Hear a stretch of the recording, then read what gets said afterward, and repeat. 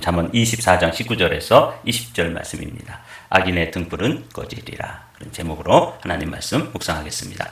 19절 20절 말씀, 제가 19절 여러분들이 20절 이렇게 교독하시겠습니다. 너는 행악자들로 말미암아 분을 품지 말며 악인의 형통함을 부러워하지 말라. 대저 행악자는 장래가 없겠고 악인의 등불은 꺼지리라. 아멘. 이 잠언서에서 그리고 또 성경에서는 악인의 형통에 관해서 여러 차례 말씀하시고 또 우리는 그 말씀을 묵상해 왔습니다. 악인의 형통을 부러워하지 말라. 또 죄인의 형통함을 부러워하지 말라. 이 말씀 잠언 23장에도 또 24장 1절에도 있는 이 말씀을 우리가 여러 차례 말씀을 나누었습니다. 이게 이렇게 여러 번 반복해서 강조한다는 것은 사실은 부러워한다는 것이죠.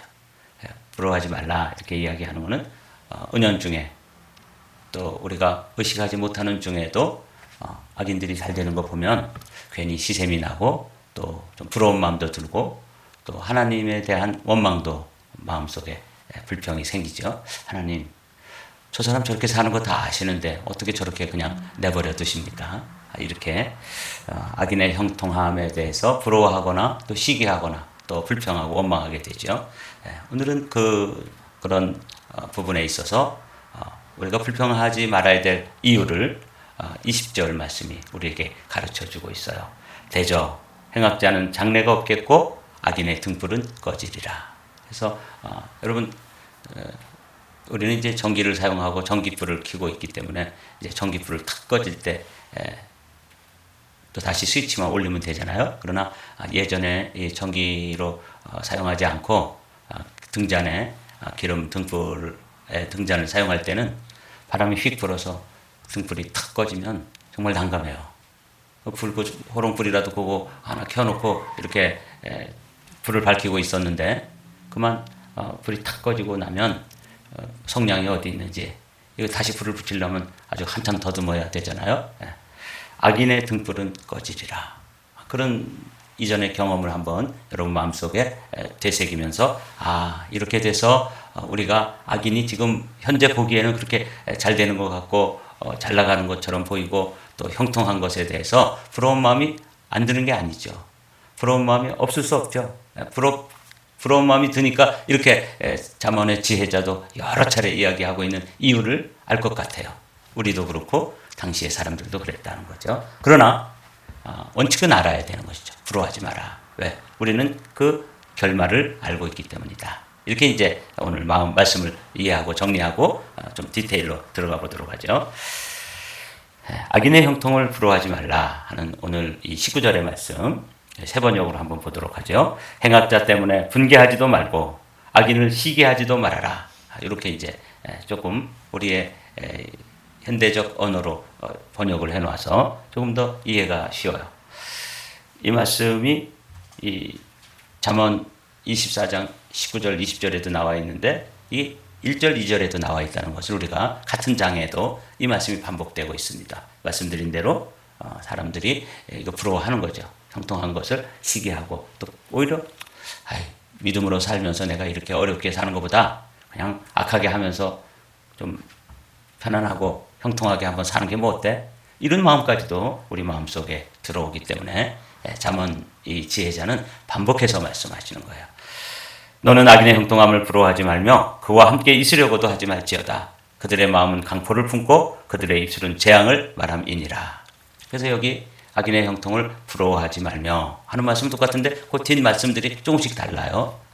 그와 함께 있으려고도 하지 마라. 그러니까 그와 같이 되고 싶고 차라리 그처럼 살아볼까 하는 유혹도 우리에게 없지 않은데 그렇지 말라는 거예요. 왜? 결론을 알고 있으니까. 악인의 형통은 잠시뿐이지 풀처럼 무성하게 자라고 그러지만 결국은 쇠잔할 것이고 등불이 지금은 켜서 밝게 보이는 것처럼 보이지만 바람이 휙 불어서 등불이 꺼지면 아무것도 아닌 것이 되잖아요. 그렇게 악인들의 형통함은 그 결론을 우리가 알고 부러워하지도 말고 또 함께 있으려고도 하지 마라. 이렇게 말씀하고 있죠.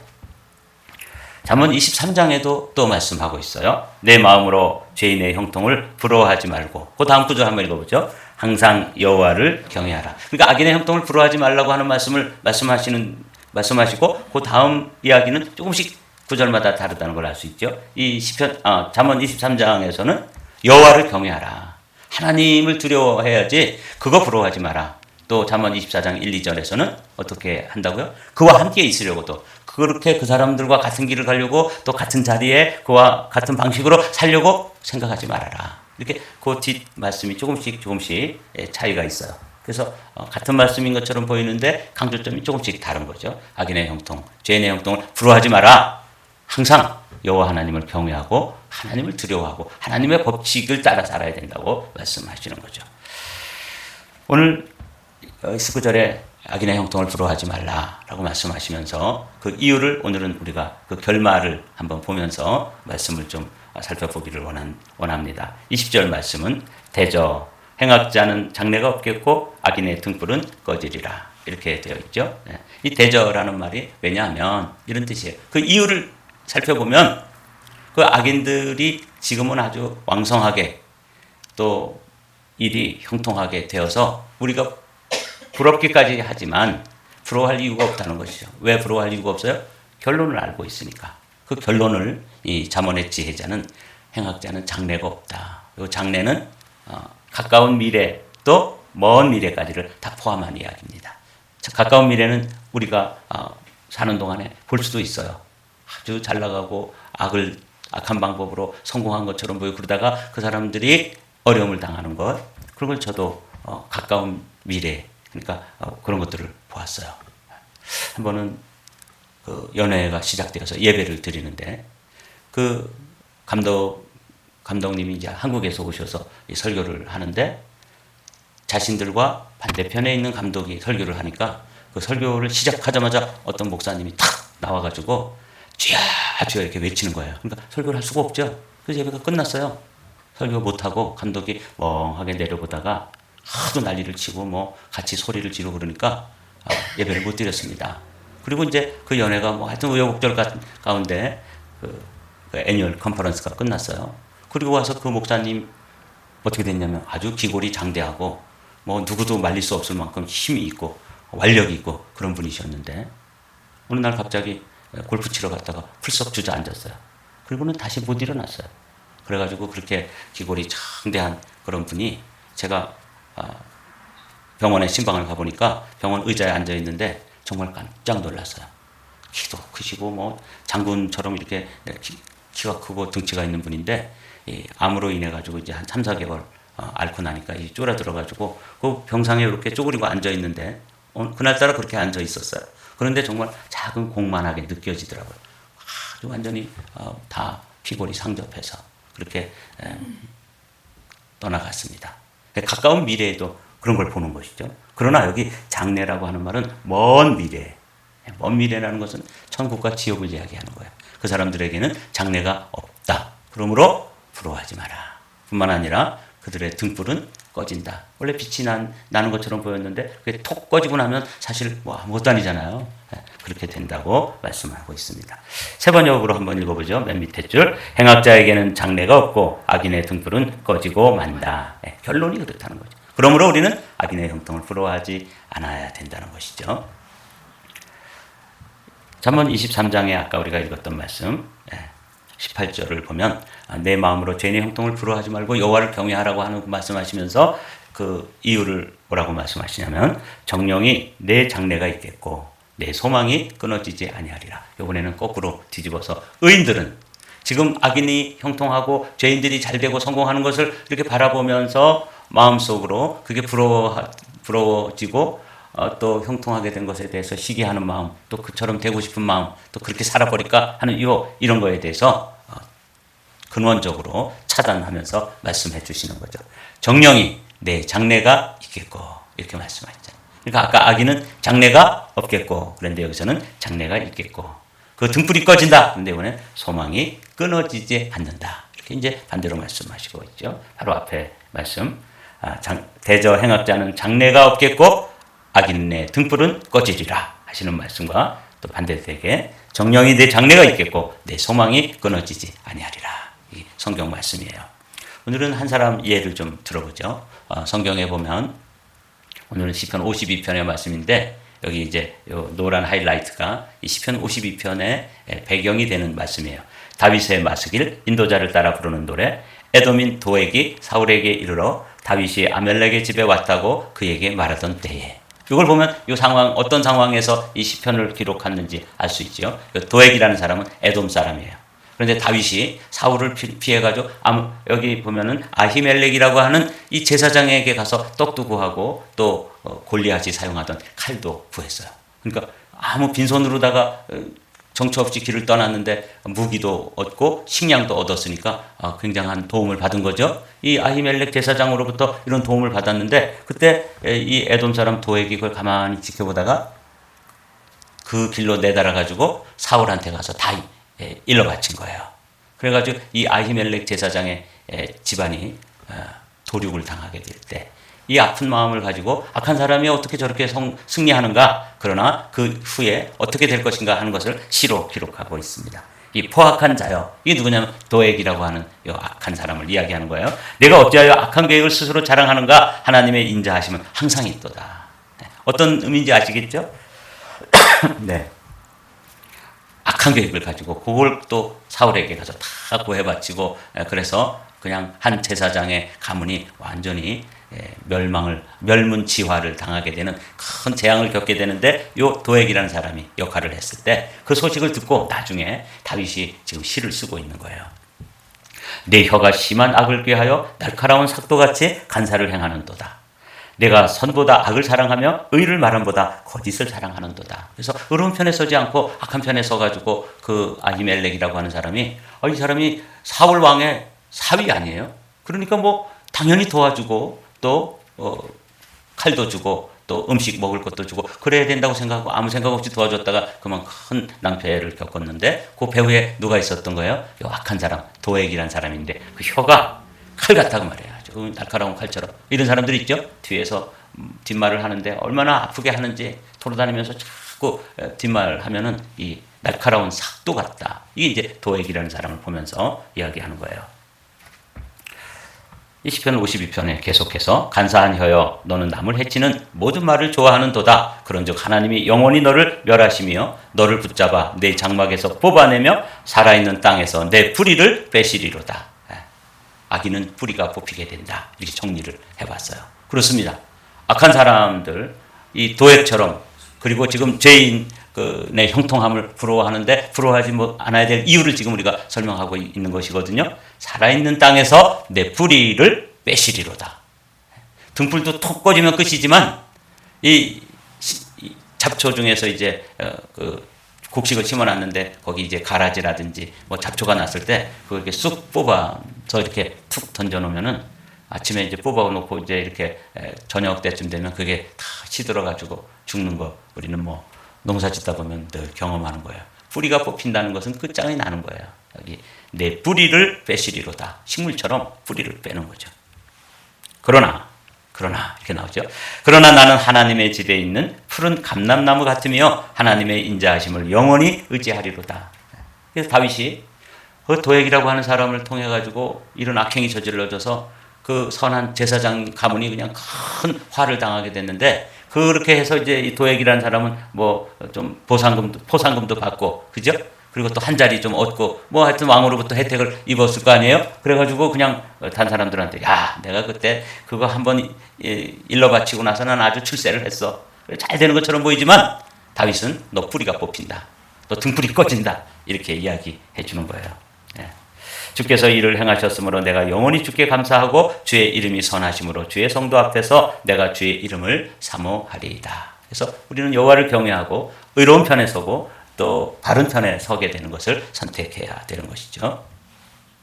시편 1편에 우리가 유명한 말씀 있죠. 여기서도 나무와 바람에 나는 결을 이렇게 대비해가지고 아주 극명한 대조를 통해서 그 결말을 보여주고 있는 거예요.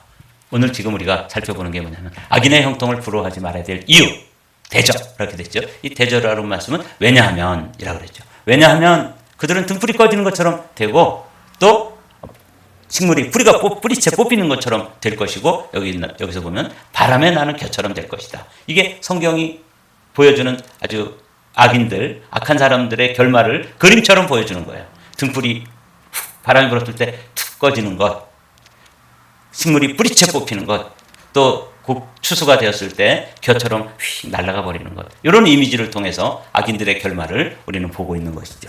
시편 1편에 있는 말씀 우리 함께 읽어보실까요? 너무 잘 아는 말씀이니까 설명 없이도 뜻을 생각하시면서 읽어보시죠. 그는 시냇가에 심은 나무가 저를 따라 열매를 맺으며 그 잎사귀가 마리하지 아니함 같으니 그가 하는 모든 일이 다 형통하리로다. 악인들은 그렇지 아니하며 오직 바람에 나는 겨와 같도다. 그렇습니다. 시냇가에 심은 나무가 철을 따라 열매를 맺고 잎사귀가 마르지 아니하고 또 그렇게 일들이 진행되어지지만 악인들은 그렇지 않다. 오직이라는 말은 무슨 뜻이에요? 그 길밖에 없다는 거예요.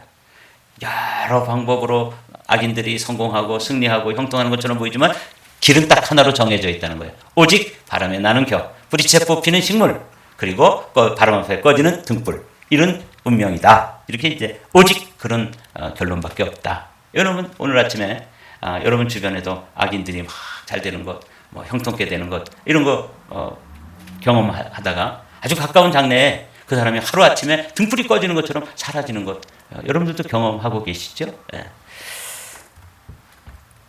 시편 37편에도 그렇게 나와 있습니다. 악을 행하는 자들 때문에 불평하지 말며 불의를 행하는 자들을 시기하지 말지어다. 그들은 풀과 같이 속히 배임을 당할 것이며 푸른 채소같이 쇠잔할 것이미로다. 이런 것들은 사실은 우리가 이민자로 살아가면서 우리 주변에서도 종종 이런 일들을 경험해요. 제가 목회자로서 경험하는 그런 경험뿐만 아니라 여러분들도 실제 삶에서 이런 경험을 하게 될 거예요. 그러므로 7절 말씀이 있습니다. 여호와 앞에 잠잠하고 참고 기다리라. 자기 길이 형통하며 악한 꾀를 이루는 자 때문에 불평하지 말지어다. 분을 그치고 노를 버리며 불평하지 말라. 오히려 악을 만들 뿐이라. 이렇게 시편 기자는 32편에서 말씀하고 있어요. 여기서 이제 우리가 한 가지 정리를 하고 넘어가야 될 게 있어요. 그 악한 사람들에 대해서 이제 원수를 갚지 말고 불평도 하지 말고 또 형통한 걸 부러워하지도 말라 그러는데, 그러면 그 악한 사람들을 그냥 내버려둬야 됩니까?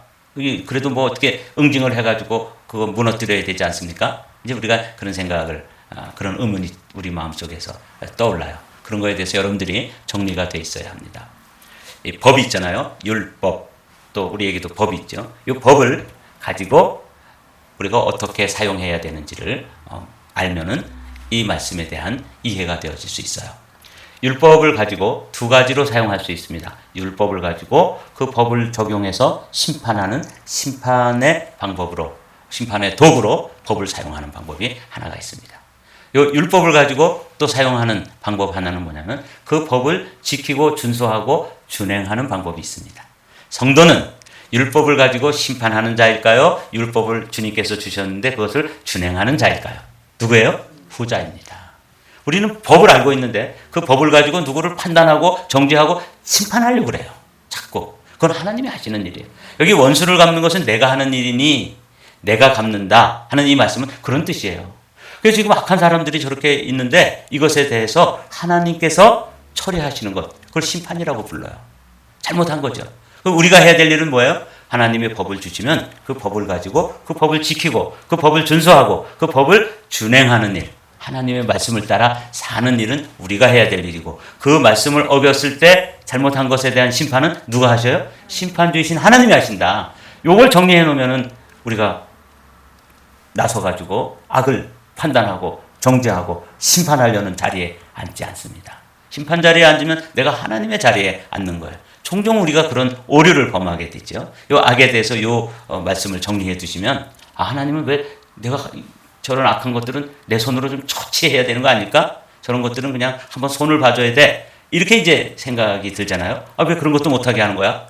이런 또 분한 마음이 들죠. 그래서 법을 사용하는 용도를 잘 이해하면은 그것이 정리가 됩니다. 우리는 법을 가지고 심판하는 권리가 없어요. 그 법을 가지고 지켜서 살면서 여호와의 율법을 즐거워하여 주야로 묵상하고 주야로 준행하고 주야로 지켜서 사는 그런 위치에 있는 것이 성도입니다. 저도 마찬가지죠. 그래서 요 원수 갚는 것, 심판하는 일은 심판자에게 맡겨 놓으면 그분이 한치의 오차도 없이 심판하실 것이다 하는 믿음이 있어야 되는 것이죠. 이제 말씀을 마칩니다. 오늘 잠언 24장 19절 20절의 말씀 가운데 오늘은 20절의 말씀을 중심으로 묵상을 했습니다. 한번 읽고 마치도록 하죠. 너는 행악자들로 말미암아 분을 품지 말며 악인의 형통함을 부러워하지 말라. 대저 행악자는 장래가 없겠고 악인의 등불은 꺼지리라.